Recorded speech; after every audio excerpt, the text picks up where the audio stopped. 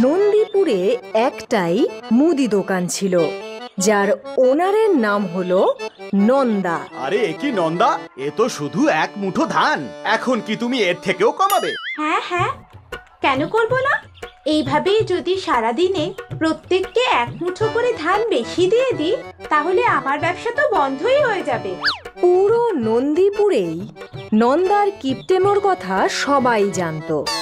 নন্দা তার স্বামী ধানিরামকেও দাবিয়ে রাখত, আর তাদের ছেলে দীপকেরও কখনো কোনো ইচ্ছে পূরণ হয়নি। বাবা, সামনের মাসে আমার জন্মদিন আসছে। তুমি তো বলেছিলে যে তুমি আমার জন্য নতুন সাইকেল কিনে আনবে। তুমি এইবারে আমার জন্য সাইকেল আনবে তো? কোনো দরকার নেই নতুন সাইকেলের। কিন্তু তোমরা বলেছিলে তো। ও যখন এত বায়না করছে তাহলে ওকে কিনেই দি। নতুন সাইকেল টাইকেল মানে তো শুধু টাকা নষ্ট করা। আরে 4 বছর আগেই তো নতুন সাইকেল দিয়েছিলাম। কিন্তু মা, 4 বছর আগে আমি এইটুকু ছিলাম, আর এখন আমি বড় হয়ে গেছি। এখন আমি ওই সাইকেলটা আর চালাতে পারি না। আহা, এসেছে আমাকে শেখাতে যে তুমি বড় হয়ে গেছো, যেন আমি তো কোনোদিন ছোটই ছিলাম না। কিন্তু মা, আমার কথাটা তো শোনো। আমি বলে দিয়েছি তো, ব্যাস। বেচারা দীপক তার বাবার দিকে তাকিয়ে রইল, কিন্তু ওনার কোনো সাহস ছিল না নন্দার ওপরে একটাও কথা বলার। আর তারপর রেগে গিয়ে দীপক বাড়ির থেকে বেরিয়ে গেল। দীপক উদাস হয়ে একটা গাছের নিচে বসেছিল। সেই সময় তার 2 বন্ধু নকুল আর সোহম সেখানে এলো। কি হয়েছে? মা বাবার কাছে মার খেয়েছিস? না, তাহলে কি হয়েছে? কেন এখানে মুখ নিচু করে বসে আছিস? আর কি হবে, এবারেও মা নতুন সাইকেল দেবে না বলে বারণ করে দিল। তুই আর তোর ওই মা, উনি এত কিপটে কেন রে? জানি না রে। এই গ্রামে আমাদের এত বড় দোকান আছে, আর এই আমি যে প্রত্যেক দিন একটা চকলেট পর্যন্ত খেতে পাই না। তাতে কি, না বলেই খেয়ে নে। না না, যদি মা জানতে পেরে যায় তাহলে মা আমাকে খুব মারবে। না রে ভাই, না, আমি মার খেতে চাই না। আচ্ছা ঠিক আছে, এই নে, তুই আমার টফি খেয়ে নে। আমি বাবাকে বলে আরো আনিয়ে নেব। বন্ধুর দেওয়া টফিটা দীপক খেয়ে নিল, আর সে বাড়িতে ফিরে এলো। বাড়িতে ফিরে সে তার বাবার কাছে বসে সাইকেল কিনে দেওয়ার জন্য বাবাকে পটাতে লাগলো। কি তখন থেকে খুশুর ফুসুর চলছে তোমাদের? কিছুই নয়। ঠিক আছে, এসো খাবার খেতে বসো। নন্দা 3 জনের জন্য খাবার বাড়ল, আর 3 জনের প্লেটেই সে গুনে গুনে 2টো করেই রুটি দিল। 3 জন খেতে শুরু করলো। কিছুক্ষণ পর, নন্দা, একটু ঘি দাও আমায়। ঘি তো আমি রুটির মধ্যে ভালো করেই দিয়েছি। আর একটু আমায় দাও না। না না, একদম না। তুমি কি জানো না যে ঘিয়ের কত দাম? বেচারা ধনীরাম এই সব শুনে চুপচাপ নিজের খাবার খেতে লাগলো। এমনিতে নন্দা খুবই কিপটে ছিল, কিন্তু সে রোজ সকালে ভগবানের সামনে বিশুদ্ধ দেশি ঘি দিয়ে প্রদীপ জ্বালাতো। এইবার ভগবান তার প্রার্থনা শুনলেন, আর উনি নিজে প্রকট হলেন। আরে বাবা রে, ভগবান রে, জয় হোক, ভগবানের জয় হোক। নন্দা ভগবানের সামনে হাঁটু গেড়ে বসে পড়ল। ওঠো নন্দা পুত্রী, তুমি রোজ আমাকে শুদ্ধ দেশি ঘিয়ের প্রদীপ দাও। এটা হলো তোমার উদারতা। এই উদারতায় খুশি হয়ে আমি তোমাকে সোনা দিতে চাই। হ্যাঁ, সোনা?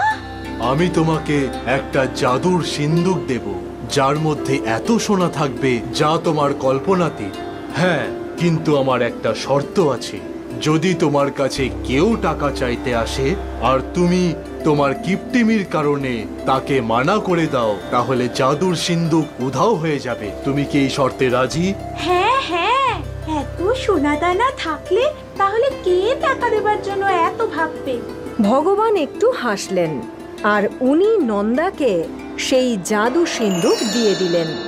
যেই না নন্দা সেই জাদু সিন্দুক খুলল, তখন তার চোখ ছানা বড়া হয়ে গেল।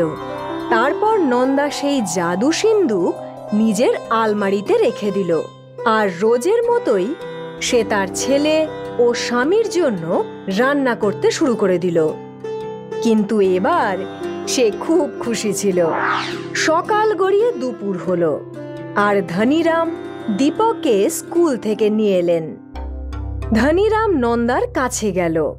নন্দা, আমি বলছিলাম যে দীপকের জন্মদিন তো এসেই গেল, আর এবার ওকে একটা সাইকেল আমাদের কিনে দেওয়া উচিত। আর প্রত্যেকবারের মতো নতুন সাইকেলের কথা শুনে না, একদম না। এই বলেই নন্দা চুপ করে গেল। জাদু সিন্দুকের কথা তার মনে পড়ল, আর তখন সেই মুহূর্তে সে আলমারির দিকে গেল। সেই সিন্দুক উধাও হয়ে গিয়েছিল। হায় রে, আমার জাদু সিন্দুক! সকালবেলায় তো ভগবান আমাকে দিল, আর দুপুর বেলার মধ্যেই উধাও হয়ে গেল।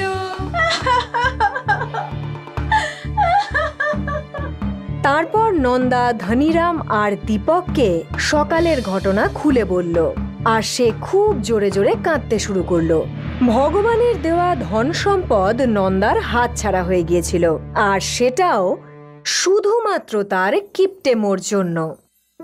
সেই জন্যই কথায় আছে, সময় থাকতেই স্বভাব পরিবর্তন করা উচিত, নয়তো পস্তাতে হতে পারে।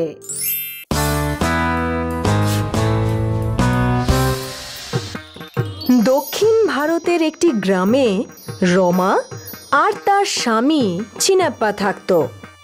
দুজনে গ্রামের একটা চাষের জমিতে দিনমজুরি করে নিজের সংসার চালাতো। রমা আর চিনাপ্পার এক ছেলে এবং এক মেয়ে ছিল। তারা তাদের সন্তানদের লেখাপড়া শিখিয়ে প্রতিষ্ঠিত করতে চেয়েছিল, কিন্তু মাঝে মধ্যেই চিনাপ্পা অসুস্থ হতে শুরু করলো। ও খুব অসুস্থ হয়ে পড়ল। এখন রমাকে চাষের জমিতে দিনমজুরির কাজও করতে হতো, নিজের সন্তানদের খেয়ালও রাখতে হতো, আর তার অসুস্থ স্বামীরও। তার শারীরিক অবস্থা দিন দিন আরো খারাপ হয়ে যাচ্ছিল। একদিন চিনাপ্পাকে দেখতে তার ভাই মোহন এলো। দাদা, দেখে তো মনে হচ্ছে তোমার শরীর খুব খারাপ। তুমি কি ডাক্তার দেখিয়েছো নাকি না? দেখিয়েছি ঠাকুরপো, কিন্তু তারপরেও কোনো উন্নতি দেখা যাচ্ছে না। হ্যাঁ, আমি মন্দিরে গিয়ে তোমার নামে পুজো দেব, তুমি নিশ্চয়ই ঠিক হয়ে যাবে। ঠিক আছে আমার ভাই। বৌদি, তোমার একার ওপরেই এই পুরো সংসারটা চালানোর দায়িত্ব এসে পড়েছে, তাই না? হ্যাঁ, কিন্তু এখন সংসার তো চালাতেই হবে না। বৌদি, আমি না একটা ইডলির দোকান খুলছি। তুমি কি সে দোকানে গিয়ে ইডলি বানাতে পারবে? এর ফলে তুমি কিছু টাকাও হাতে পেয়ে যাবে, আর তোমার এই আর্থিক পরিস্থিতিও অনেকটাই বদলে যাবে। আমার এই ব্যবসায় যা লাভ হবে সেটা আমরা দুজনে মিলে ভাগ করে নেব। হ্যাঁ, ঠিক আছে ঠাকুরপো। আর পরের দিন থেকে রমা মোহনের দোকানে ইডলি বানাতে লাগলো।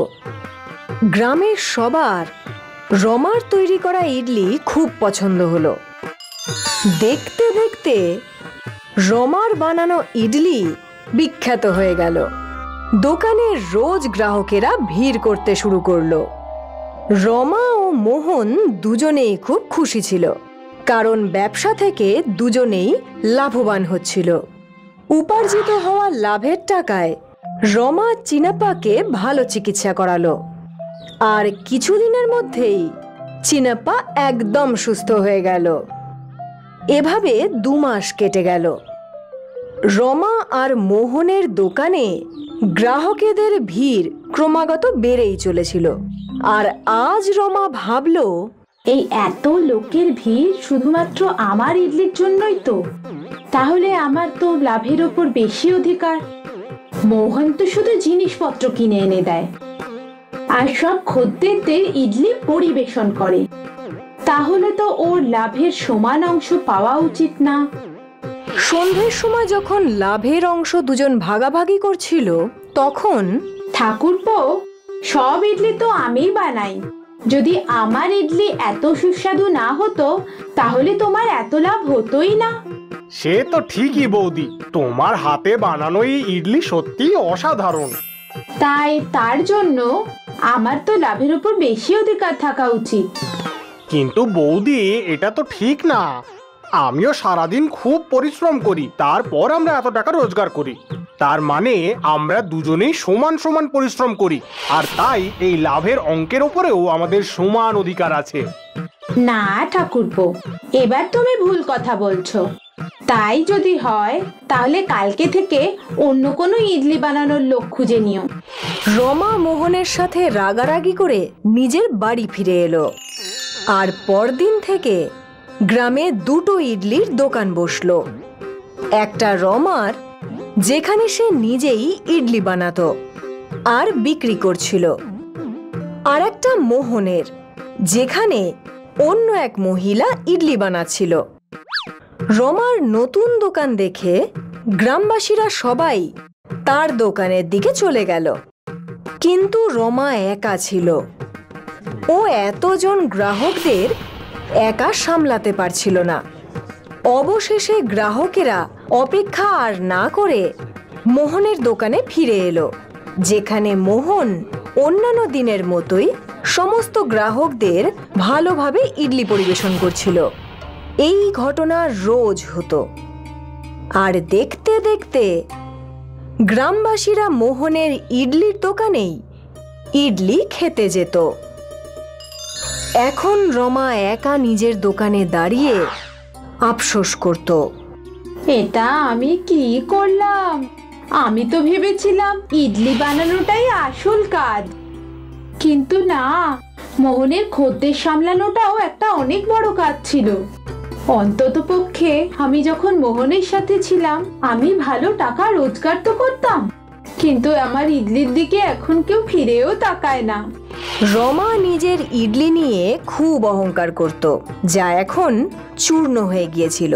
সেই জন্যই কথায় আছে যে অহংকার কাঁচের মতো হয়, যা অবশ্যই ভাঙে।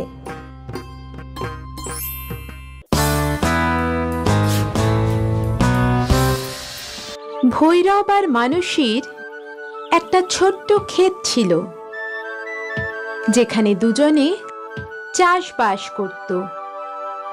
ওদের কাছে দুটো ষাঁড় ছিল, যারা ওদের চাষবাসে সাহায্য করত। ভৈরব সারা দিন ধরে খেতে কাজ করে ক্লান্ত হয়ে বাড়িতে ফিরে আসতো। ষাঁড় দুটোকে বাইরে খুঁটিতে বেঁধে ও ভেতরে গিয়ে মানসীর সাথে খাবার খেত। এটা ওদের রোজকার কাজ ছিল। একদিন প্রচন্ড গরম ছিল। ভৈরব আর ওর ষাঁড় দুটো লাঙ্গল চালাচ্ছিল। সূর্য ডুবতে ডুবতে ভৈরব খুব ক্লান্ত হয়ে পড়েছিল। ও প্রত্যেক দিনের মতো বাড়িতে ফিরল, ষাঁড় দুটোকে খুঁটিতে বাঁধল আর খাবার খাওয়ার জন্য ভেতরে গেল। ও খাবার খাওয়ার পর আর যেই না ও বিছানায় গিয়ে শুলো, ওর ঘুম পেয়ে গেল। পরের দিন সকালে যেই না ভৈরব বাড়ির বাইরে এলো, দেখলো মানসী, মানসী, এসব কি? কেন, কি হয়েছে গো? আমাদের আরেকটা ষাঁড় কোথায় গেল? কাল পর্যন্ত তো এখানেই ছিল। হে ভগবান!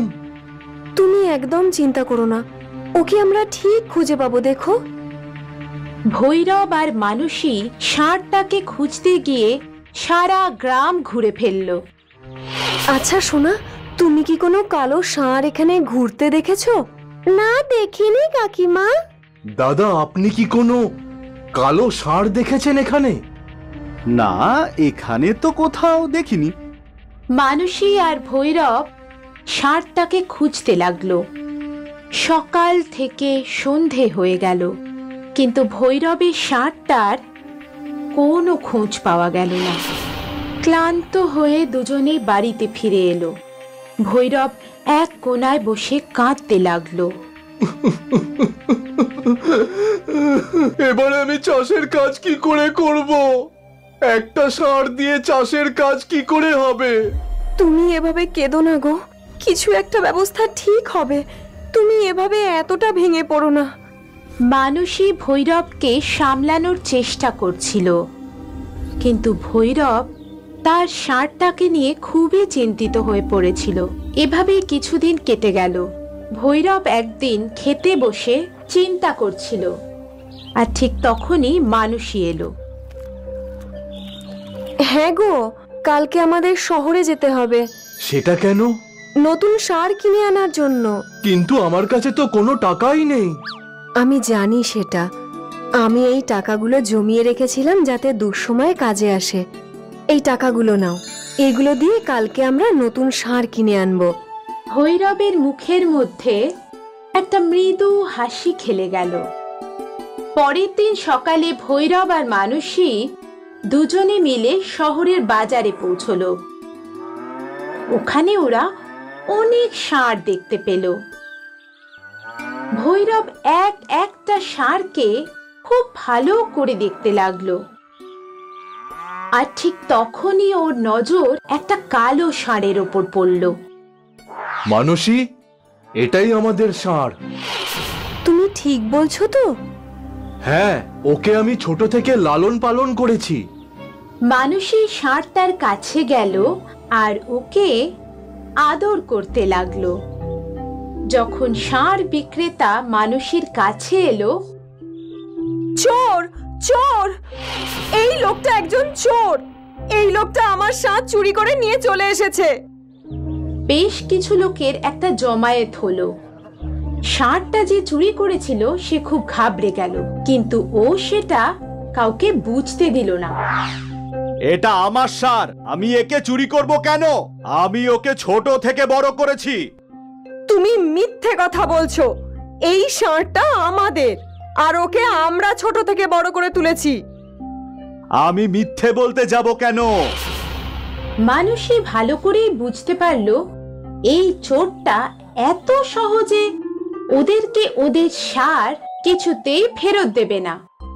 মানুষই কিছু একটা ভাবল, আর তারপর ষাঁড়টার দুটো চোখ নিজের হাত দিয়ে ঢেকে দিল।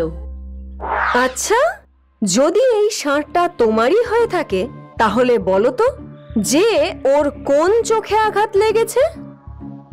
ব্যবসায়ীটা ভাবতে লাগলো, আর তারপর বলল, ডান দিকের চোখ। তুমি ঠিক বলছো তো? যদি ডান চোখ না হয়ে থাকে তাহলে এই ষাঁড়টা কিন্তু আমার। ব্যবসায়ীটি আবার ভাবতে শুরু করলো। না না, বাদিকের চোখ। মানুষই নিজের হাত দুটো সরিয়ে নিল আর বলল, ওর দুটো চোখই একদম ঠিক আছে। যদি এই ষাঁড়টা তোমার হতো তাহলে তুমি এটা নিশ্চয়ই জানতে। তুমি একজন চোর। অন্যদের ষাঁড় চুরি করে নিয়ে এসে সেটাকে আবার বাজারে বিক্রি করছো। আশেপাশে দাঁড়িয়ে থাকা মানুষেরা চোর ব্যবসায়ীকে খুব মারল, আর মানুষের উপস্থিত বুদ্ধির ফলে ভৈরবের চুরি হয়ে যাওয়া ষাঁড় সে আবার ফিরে পেয়ে গেল। এই জন্যই বলে যে সব কাজ বুঝে শুনেই করা উচিত।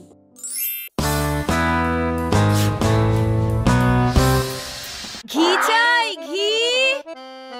ভালো গাওয়া ঘি আছে, কেউ নেবে? ঘি চাই গো কারোর। ও বিমলা, 1 কিলো ঘি দাও তো বাছা। কি বলছো দিদি, শুধু 1 কিলো? নিজের দিকে তাকিয়ে দেখো একবার, কত রোগা হয়ে গেছো তুমি। রুটির ওপর একটু ঘি মাখিয়ে খাও, বুঝলে? তারপর দেখো তোমার শরীর স্বাস্থ্য কত ভালো হয়ে যাবে। ঠিক আছে, ঠিক আছে, তুমি 2 কিলো দাও তাহলে। আচ্ছা বেশ, তাই দিচ্ছি। বিমলা 2 কিলো ঘি ওজন করল, আর সে আনন্দে এগিয়ে যেতে থাকলো। রাস্তার মধ্যে ও অনেক গ্রাহকের দেখা পেল। আজকে ওর ঘিয়ের ব্যবসা খুব ভালো চলছিল, আর এখন ওর কাছে অল্প একটু ঘি বেঁচেছিল। একটু দূরে হাঁটতেই ও দিনের শেষ গ্রাহকের দেখাও পেয়ে গেল, আর এখন ওর সব ঘি শেষ হয়ে গিয়েছিল। বিমলা খুব আনন্দেই ফিরে আসছিল, আর ঠিক সেই সময় একটা ছোট বাচ্চা ওকে ডাকলো। বিমলা কাকি, ঘি আছে নাকি? না রে সোনা, ঘি তো শেষ হয়ে গেছে। ঠিক আছে কাকি, কালকে আপনি বেশি করে ঘি আনবেন। ঠিক আছে বাবা, কালকে তোমাকে ঘি অবশ্যই দেব আমি।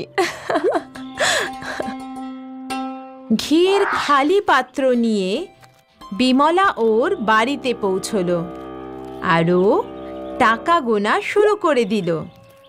অনেক টাকা দেখে ওর খুব আনন্দ হলো। আরে আজকে তো খুব ভালো উপার্জন হয়েছে, কিন্তু আজকে আমার একজন গ্রাহক খালি হাতে ফিরে গেল। আমার একদম ভালো লাগছে না।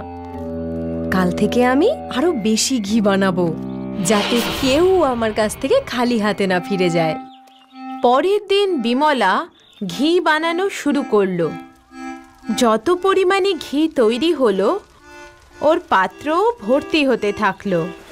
ওর পাত্রের বেশিরভাগটাই ভর্তি হয়ে গিয়েছিল, আর বিমলার কাছে যত দুধ ছিল এরই মধ্যে শেষ হয়ে গেল। আরে এটা কি হলো? পাত্রটা তো আজকেও পুরো ভরলো না। যদি আজকেও আমার একজনও গ্রাহক খালি হাতে ফিরে যায়, তাহলে আমার খুব খারাপ লাগবে। না, আজকে আমার কোনো গ্রাহকই খালি হাতে ফিরে যাবে না।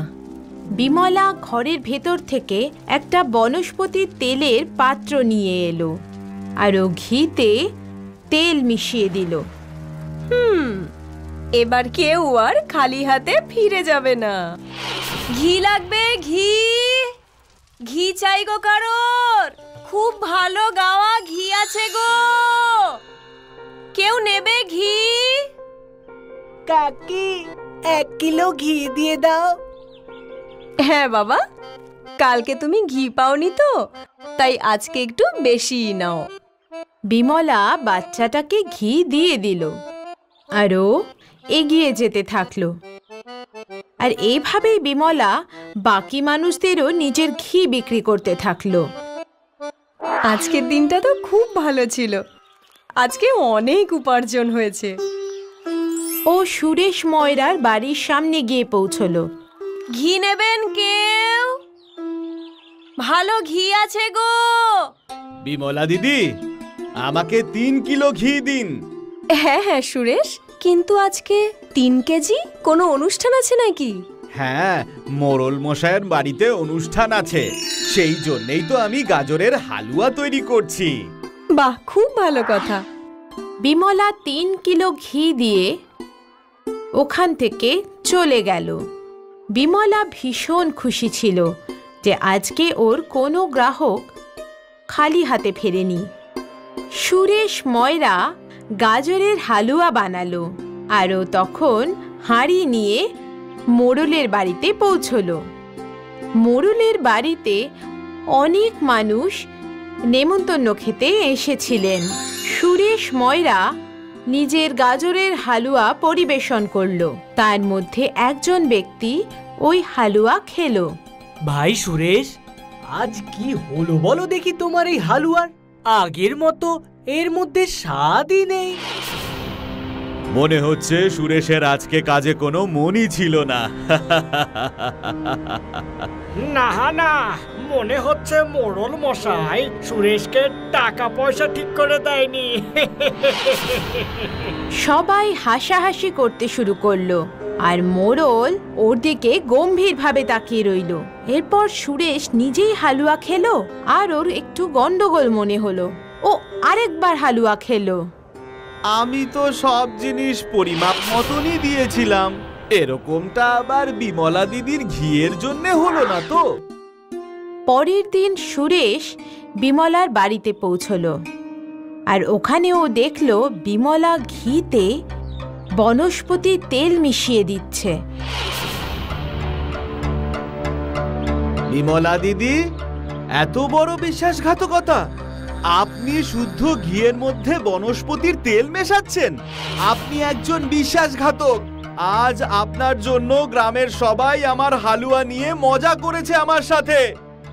আমি তোমার এই কাজের ব্যাপারে গ্রামের সবাইকে বলে দেব। আরে সুরেশ, আমার কথাটা তো শোনো। সুরেশ বিমলার কোনো কথা না শুনে ওখান থেকে চলে গেল। সুরেশ গ্রামবাসীদের বলে দিল যে বিমলা ঘিতে ভেজাল মিশিয়েছে। আর এখন বিমলা যখন ঘি নিয়ে বেরোলো, দিদি একটু ঘি নাও না। না না না না না, তোমার ঘি আমার লাগবে না বাপু। ঘিয়ের মধ্যে তুমি ভেজাল মিশিয়ে সেটা সবাইকে বিক্রি করছো। চলে যাও এখান থেকে। এই সব কথা শুনে বিমলা নিজের কাজের ওপর খুব রাগ হলো। ভেজাল মেশানোর জন্য ওর সব গ্রাহক চলে গিয়েছিল, আর এখন কেউ বিমলার থেকে ঘি কিনতে চাইছিল না। এই গল্পটা থেকে আমরা এটা শিখলাম যে যেমন কাজ তার তেমন ফল। সততা একটা মূল্যবান সম্পদ।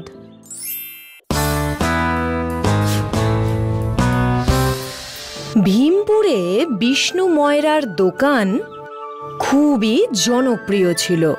বিষ্ণু ময়রার মিষ্টির প্রশংসা বহু দূর পর্যন্ত ছড়িয়ে পড়েছিল। বিষ্ণু আর তার স্ত্রী খাঁটি দেশি ঘি দিয়ে মিষ্টি তৈরি করত, যার সুগন্ধ বহু দূর পর্যন্ত ছড়িয়ে যেত, আর ক্রেতারা সেই সুগন্ধের টানে চলে আসতো। এমনিতে বিষ্ণুর মিষ্টির দোকান খুব ভালোই চলতো, কিন্তু বিষ্ণু কখনো তার নিজের রোজগার নিয়ে সন্তুষ্ট ছিল না, আর তার সব সময় বেশি টাকা উপার্জনের লোভ ছিল। এমনই একটা দিনের কথা, বিষ্ণু এই চিন্তাতেই মগ্ন ছিল। আমি এমন কি করি যাতে আমার বেশি লাভ হয়? আমার কি ভেজাল মেশানো উচিত? না না না না, একেবারেই না।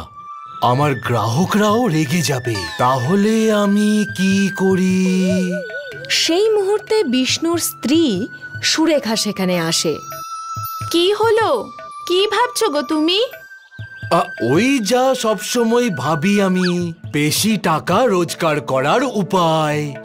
তুমি আর তোমার চিন্তা ভাবনা এসব আমার মাথায় কিচ্ছু ঢোকে না বাবা। খাবার রেখে গেলাম, খেয়ে নিও, না হলে ঠান্ডা হয়ে যাবে। এই বলে সুরেখা সেখান থেকে চলে যায়, আর বিষ্ণু আবার তার চিন্তায় মগ্ন হয়ে গেল। আমি কি করি?